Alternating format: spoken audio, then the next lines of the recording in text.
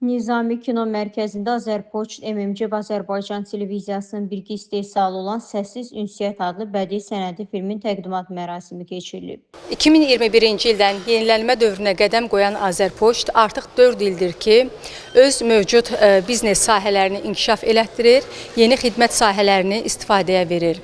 Və bu keçən 4 il ərzində Azərpoçt daima çalışıb ki, media ilə, eləcə də ictimaiyyətlə daima iki tərəfli kommunikasiyanı inkişaf elətdirsin.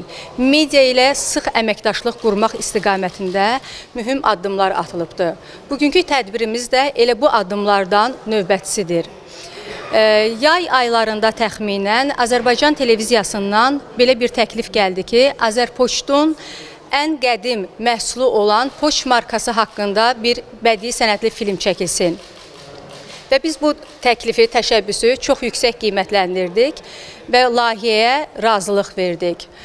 Həmin filmdə Azərpoçtun əsas məhsulu olan markanın səssiz ünsiyyət kimi, ünsiyyətdə, insanlar arasında kommunikasiyada icra etdiyi rol, onun tarix qarşısında daşıdığı vəzifələr, icra etdiyi missiya haqqında söz açılır. Tədbirimizin ikinci hissəsi isə media müsabiqəsinə həsr olunubdur. Belə ki, bildiyiniz kimi, dünyada, eləcə də Azərbaycanda poçtlar ənənəvi formadan çıxaraq daha yenilənmiş bir formaya keçid edirlər. Biz bunu transformasiya adlandırırıq. Müsabiqəmizin adı dünyada və Azərbaycanda ənənəvi poçtun transformasiyası idi.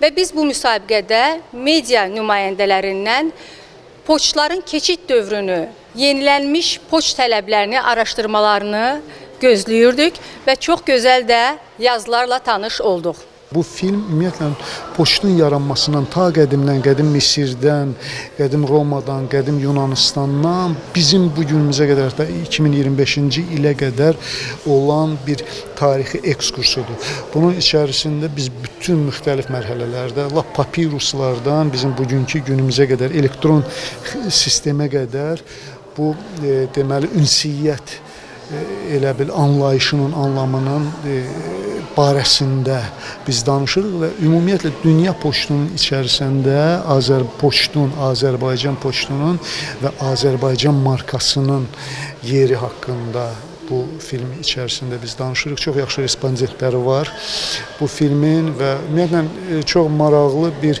faktı mən özüm üçün bu filmin içərisində, bu film üzərində işləyərkən aşkarladım. Mən heç bilməzdim ki, poçt bu qədər önəmlidir insan həyatı üçün və mən heç düşünməzdim ki, poçtun belə mərhələləri ola bilirmiş də. Biz sadəcə ünsiyyət vasitəsi kimi bundan istifadə eləyirik, faydalanırıq. Təbii ki, 21-ci əsrdir, indi artıq rəqəmsal dünyadır, amma məktublar yenə də qalmaq üzrədir də və bunun kimlər bunun üzərində çalışır və bunun içərisində nə böyük zəhmət olduğunu əlbəttə ki, bu filmi işləyərkən anladım. Adım Reyhan, Reyhan Nəsibli. İlk dəfədir belə bir proyektdə iştirak edirəm. Filmin mövzusu Azərpoçtla bağlıdır. Müəyyən dövrlərdə marka və pullardan bəhs olunur və burada sırf spesifik bir obraz yoxdur. Həm Şirvanşahlar dövrünü görəcəyik, həm Yunan, həm Misir, həm yeni dövrü görəcəyik. Ümumilikdə belə bir sintez ilə çəkmişik kinonu. Ümid edirəm ki, hər kəs bəyənəcək. İki Sahil xəbər verir ki, tədbirin açılışında çıxış edən Azərpoçt MMC-nin mətbuat katibi Afaq İbrahimova bildirib ki, 2021-ci ildən etibarən Azərbaycan aktiv yenilənmə dövrünə qədəm qoyub. Onun sözlərinə görə cəmiyyət və media ilə şəffaf, səmərəli kommunikasiyanın qurulması vacib vəzifələrdən biridir. Bugünkü tədbir bu əməkdaşlığın nümunələrindən biridir deyə İbrahimova vurğulayıb. Azərpoçt MMC-nin idarə heyətinin sədri vəzifəsini icra edən İsi Mustafayev bildirib ki, bu sənədli film Azərbaycanda poçt fəaliyyətini geniş auditoriyaya çatdıran yeganə ekran işidir. Onun sözlərinə görə film milli dəyərlərin, zəhmətin və yaradıcı əməyin təbliğinə xidmət edir. Filmin ssenari müəllifi Sevda Hüseyn bildirib ki, poçt işçiləri görünməyin qəhrəmanlardır. Çatdırdığınız məktublar hamımıza xoş müjdələr gətirsin. Biz yaradıcı qrup olaraq çalışdıq ki, məhz bu görünməyən qəhrəmanların zəhmətini də diqqətə çatdıraq. Rejissor Elvin Mirzəyev təqdimat mərasimini həm həyəcanlı, həm də xoş bir gün kimi qiymətləndirib. Azərbaycan televiziyası və Azərpoçun əməkdaşlığının uzunmüddətli dostluğun nümunəsi kimi dəyərləndirmək olar. Filmin çəkilişləri prosesində bu sahənin nə qədər çətin, məsuliyyətli bir iş olduğunu yaxından müşahidə etdim. Qeyd olunub ki, filmdə nümayiş olunan bütün marka kolleksiyası İlqar Rəhimova aiddir. Filmin nümayişindən əvvəl İsa Mustafayev ekran işinin yaradıcılarına təşəkkürnamələr təqdim edib.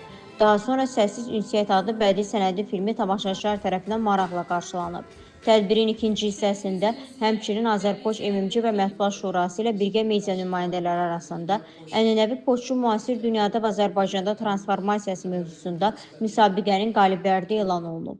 Çıxışında Azərbaycan Mətbuat Şurasının İdarə Heyətinin sədri Rəşad Məcid bildirib ki, 9 oktyabr Ümumdünya Poçt Günü münasibəti ilə keçirilən müasir dünyada və Azərbaycanda ənənəvi poçtun transformasiyası mövzusunda araşdırma müsabiqəsinin keçirilməsi diqqətə layiqdir. Rəşad Məcid müsabiqəyə təqdim olan yazılarda poçtalyonların və məktub yazan insanların fəaliyyətinə dair nostalji hisslərin ifadə olunduğunu qeyd edib. O həmçinin vurğulayıb ki, bugün informasiya texnologiyalarının inkişafı nəticəsində poçt xidmətləri geniş miqyaslı və çoxşaxəli fəaliyyətlə məşğuldur. Müsabiqəyə təxminən 25 yazı təqdim olunub və onların əksəriyyəti münsiflər heyəti tərəfindən yüksək qiymətləndirilib. Rəşad Məcid qalib olan jurnalistləri təbrik edib, gələcəkdə də bu kimi müsabiqələrin davamı olmasını arzulayıb. İki Sahil qəzetinin əməkdaşı Yaqut Aslanova yazı müsabiqəsində birinci yerə layiq görülüb. Müsabiqənin digər iştirakçılarına isə sertifikatlar təqdim olunub.